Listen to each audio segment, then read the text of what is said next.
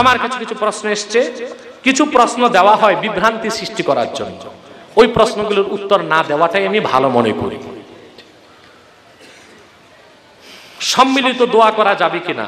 নামাজের পর, জানাজার পর সম্মিলিত দোয়া করা জায়েজ। ফরজ নামাজের পর সুন্নতে মুতাওয়ারেসা, আর জানাজার পর মুস্তাহাব। কিস্তিতে বাড়ি গাড়ি ক্রয় বিক্রয় জায়েজ আছে কিনা? কিস্তিটা যদি শরীয়ত সম্মত হয়, যেটাকে বলা হয় বাইয়ে মুআজ্জাল, বাইয়ে বাকিতে বেশি, বাকিতে, এটার দাম 500 টাকা। দোকানদারের সাথে আপনার চুক্তি হলো যে আমি 2 মাস পর টাকা দিব, সে বলল 550 টাকা দিতে হবে। আপনি বললেন ঠিক আছে আমি 550 টাকা দিব।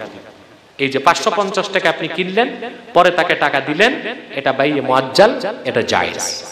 কিন্তু সমাজে যে কিস্তি চলছে, প্রিমিয়াম সিস্টেম, এখানে দেখা যায় কিস্তি একটা না দিলে আবার সুদ বাড়ে, চক্রবৃদ্ধির, ওইটা পুরাই সুদ, পুরাই হারাম।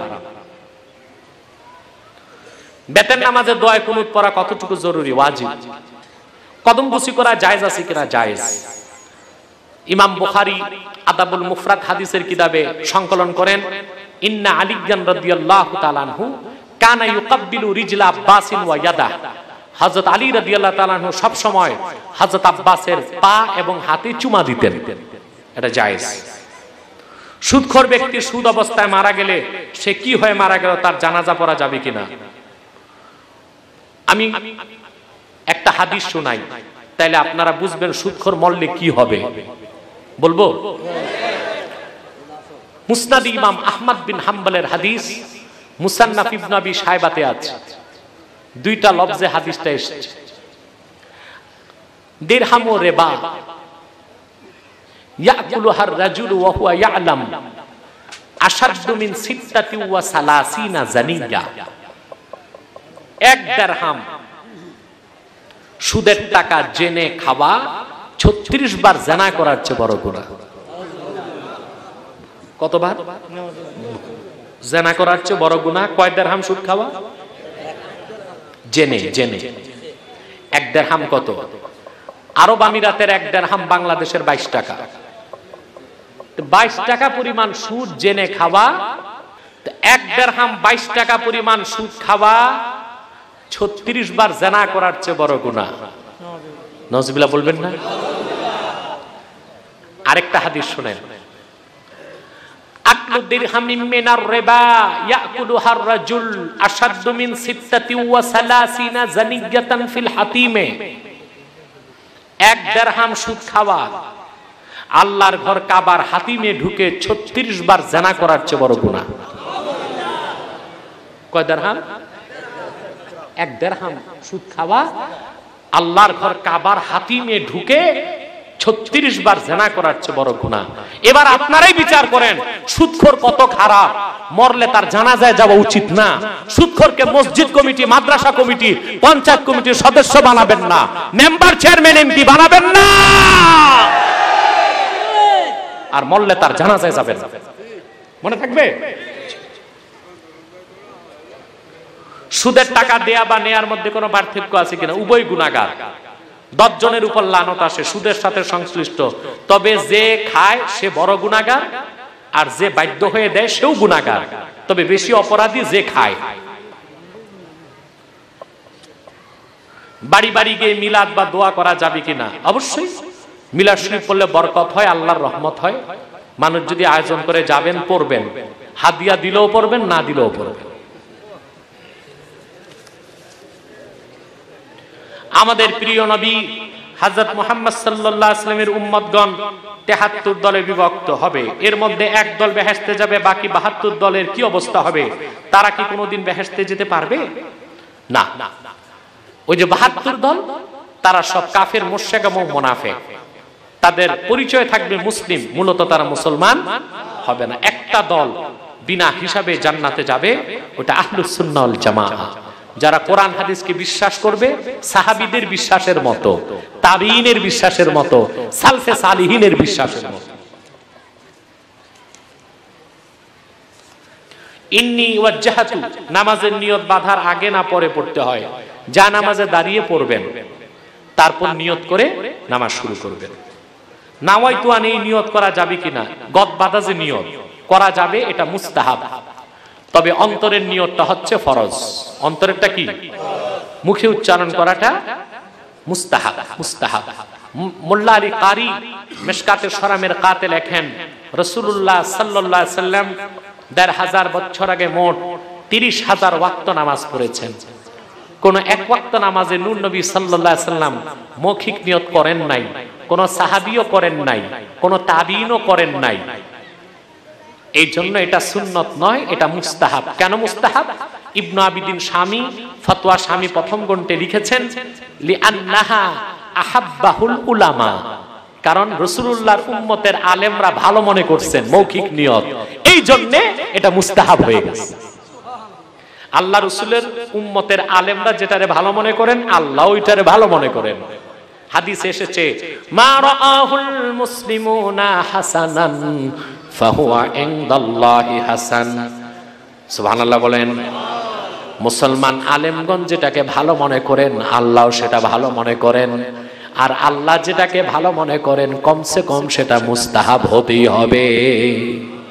সুবহানাল্লাহ বলবেন।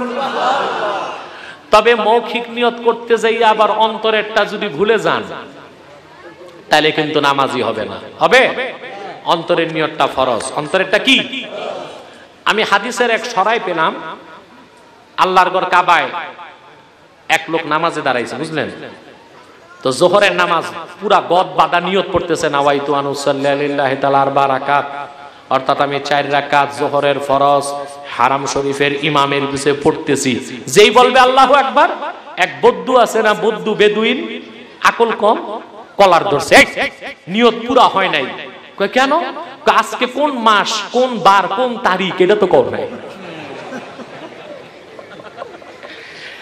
তো মৌখিক নিয়ত হোক বা না হোক, অন্তরেরটা থাকতেই হবে। তবে অন্তরের সাথে যদি মুখেরটাও থাকে, এটা হবে সোনায় সোহাগা।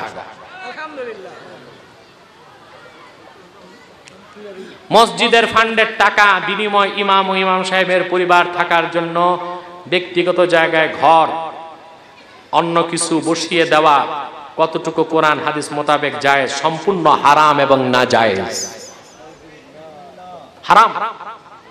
ব্যক্তিগত জায়গায় মসজিদ ফান্ডের কোনো টাকা নেওয়া জায়েজ নাই, ঋণ নেওয়াও জায়েজ নাই। এমনকি ফতোয়ার কিতাবে এসেছে, মসজিদের মোমবাতি থেকে নিজের ঘরের মোমবাতিতে আগুন ধরানো হারাম। ওইটা মসজিদের মধ্যে যদি মসজিদের ওয়াকফকৃত জায়গায় ইমাম সাহেব থাকার জায়গা বানান, তাইলে চলবে। আমরা মসজিদের যে ইমাম সাহেব যে জায়গা থাকবে, থাকার জায়গাটা মসজিদের একটু দূরে দিয়ে আমরা একটা ঘর উড়ে দিছি। ইমাম সাহেব থাকে, আজান দেয়, ওনার মারে নিয়ে আর করা যাবে। সেটা শর্ত হলো মসজিদের জন্য যে টাকা উঠানো হয়েছে ওইটার থেকে দেওয়া যাবে না, নতুন করে টাকা উঠায় বানাই দিতে হবে। মাহফিলেতে উঠাইছি, মাহফিলেতে উঠাইছি। আচ্ছা, বলছিলেন মানুষ কি ইমাম সাহেবের ঘর হবে? এটা বলছিলেন? না না না, হবে না, এটা হবে না। ওই টাকা আপনাকে ফেরত দিতে হবে মসজিদে, এলাকার থেকে আবার এলাকার থেকে মাসালা যেটা ওটা মানতে হবে, এলাকার থেকে আবার টাকা তুলে সেই টাকা ফেরত দিতে হবে। এলাকার থেকে তুলবেন, এটা বলতে হবে যে ইমাম সাহেবের ঘর বানাতে হবে, টাকা দেন। ঘরে এত খরচ গেছে, সেটা মসজিদ ফান্ডে রিটার্ন দিতে হবে। বিক্রি করে মসজিদে দিয়ে দেবো। কবে? ইমাম সাহেব যে কদিন আসছে থাকার পরে। না না, আপনার মন মতো মসজিদে চলবে না। কথা শোনেন, মন মতো কোনো কাজ মসজিদের ক্ষেত্রে চলবে না। এক, মসজিদের টাকা ঋণ নেওয়া চলবে না। মসজিদের টাকা মসজিদের বাইরে কোনো কাজে ব্যবহার করা যাবে না। যদি ইমাম সাহেবের ঘর বানাতেই হয়, উল্লেখ করতে হবে যেটা ইমাম সাহেবের ঘর বানানোর জন্য। কারণ যারা মসজিদে টাকা দিল সোয়াবের জন্য, ইমামের ঘরে দিলে তো ওই সোয়াব পাবে না। বিষয়টা তো স্পষ্ট। মসজিদের টাকা চাইছে বক্তা ফজিলত কইছে মসজিদ বানায় দিলে আল্লাহ জান্নাতে ঘর বানায় দিবে। এখন ওই ফজিলত কি ইমাম ঘর বানায় দিলে হবে? হবে না, হবে না। যাবে ইমামের ব্যাপার। এখন সমাধান হলো, মসজিদ ফান্ড থেকে যত টাকা নিয়ে ঘর বানাইছেন ওই টাকা মসজিদ ফান্ডে রিটার্ন দিতে হবে। ইমাম সাহেব কই থেকে আযান দিবে হুজুর? ইমাম সাহেব মসজিদে এসে আযান দিবে, থাকার জায়গা নাই। আপনারা এই জন্য দায়ী। আপনার ইমামকে ঘর বানায় দিবেন, এলাকার সবাই মিলে ইমাম সাহেবকে ঘর বানায় দিবেন, ইমাম সাহেবের বউ পালার ব্যবস্থা করবেন, ইমাম সাহেবের সব ব্যবস্থা করবেন। কিন্তু তাই বলে মসজিদের টাকা থেকে আলাদা জায়গায় ইমামের কোনো কিছু বানানো জায়েজ হবে না। কোন মৌলবী যদি ফতোয়া দিয়ে থাকে, আমি এটা চ্যালেঞ্জ করে যাচ্ছি, যদি আপনাদের মনোপুত না হয় তা আমি বেতন দেওয়া যাবে, বেতন দেওয়া যাবে অবশ্যই। হ্যাঁ, মসজিদের টাকা দিয়ে ইমাম সাহেব মসজিদে থাকতে পারবে। আরে বাবা, নামাজ পড়ানো আর থাকা তো এক না। নামাজ পড়ানো আর থাকা তো এক জিনিস না। ইমাম তো প্রয়োজনে ভাড়াও থাকতে পারে, ঠিক কি না? এখন কথা হচ্ছে ওনারা ভুলে করে ফেলছে, এখন এটা সমাধান আছে। যে টাকাটা খরচ হয়েছে ইমাম সাহেবের ঘরের জন্য, সে টাকাটা মসজিদ ফান্ডে রিটার্ন দিতে হবে, যত টাকা নিয়েছেন। পরবর্তীতে এলাকাবাসীর থেকে কালেকশন করতে হবে যে ইমাম সাহেবের ঘর বানানো হবে, মানুষ টাকা দিবে, তখন আপনারা ঘর বানায় দিবেন। এই ঘর থাকবে, আপনার এলাকা থেকে আবার টাকা তুলে ওই পরিমাণ টাকা মসজিদ ফান্ডে ফেরত দিবেন, তারপর আপনার ওই ঘর ইমাম সাহেব ব্যবহার করবে, সমস্যা নাই। কিন্তু মসজিদ ফান্ডে মসজিদের মধ্যে যদি একে একে 3-4 বার যদি বলে আমি 1 লক্ষ টাকা দেবো, 50,000 টাকা দেবো বললা দেয় না, না দিলে তে কি হইব? তে ফাসেক হবে, ফাসেক ফাসেক কাফের না, ফাসেক ফাসেক হবে, ফাসেক হবে। হ্যাঁ, এই তো ফাসেক বলছি, কাফের বলি নাই। হুজুর, আমরা আমাদের দক্ষিণ পাড়া মসজিদে আমরা 1 লক্ষ টাকা খরচ কইরা মসজিদের হুজুরের থাকার জন্য একটা জায়গা করে দিছিলাম।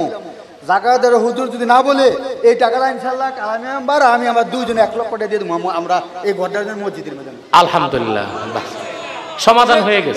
তবে হুজুর, তবে যে এই ফতোয়া দেওয়ার পরে তারা যে তো জানে যে তো 5 বার করে টাকা দেওয়ার কথা বলছে, তার আত্মীয় স্বজন বলছে 1 লক্ষ টাকা দিব, 1 টাকা আমরা পাই না, এটার কি হবে? ভবিষ্যতে তার টাকা নিবেন না, সে ওয়াদা খেলাফ করছে, তার টাকা নিবেন না। মসজিদের বারান্দায় বসে দুনিয়াবি কথা বলা বা দরবার করা হাদিস কোরআন মোতাবেক কতটুকু জায়েজ, এটা সুয়ে আদাব, আদবের খেলাফ, চরম বেয়াদবি এবং আমল নষ্ট হয়ে যাবে। নির্বাচন আসলে প্রার্থীরা ভোট কেনার জন্য পাগল হয়ে যায়। ওই মুহূর্তে ভোট যাওয়া আশায়, পাওয়ার আশায় মসজিদ মাদ্রাসায় টাকা দিয়ে থাকে। ওই টাকা মসজিদ মাদ্রাসার জন্য কতটুকু জায়েজ, হাদিস কোরআন মোতাবেক আলোচনা করবেন। যদি তারা মসজিদ মাদ্রাসায় কমিটমেন্ট করে যে আমি নির্বাচনে পাশ করলে এই টাকা দিব, আর সে যদি হালাল টাকা থেকে দেয় তা আপনি নিতে পারবেন, সমস্যা নেই, এতে কোনো সমস্যা নেই, যদি আপনি জানেন তার টাকাটা হালাল এবং বৈধ। তবে সে যদি আপনাদেরকে ওয়াদা করায় ভোট দিলেই নির্বাচনে দিবে, মসজিদে দিবে, তাহলে তার টাকা নেওয়া জায়েজ হবে না। বুঝেন নাই?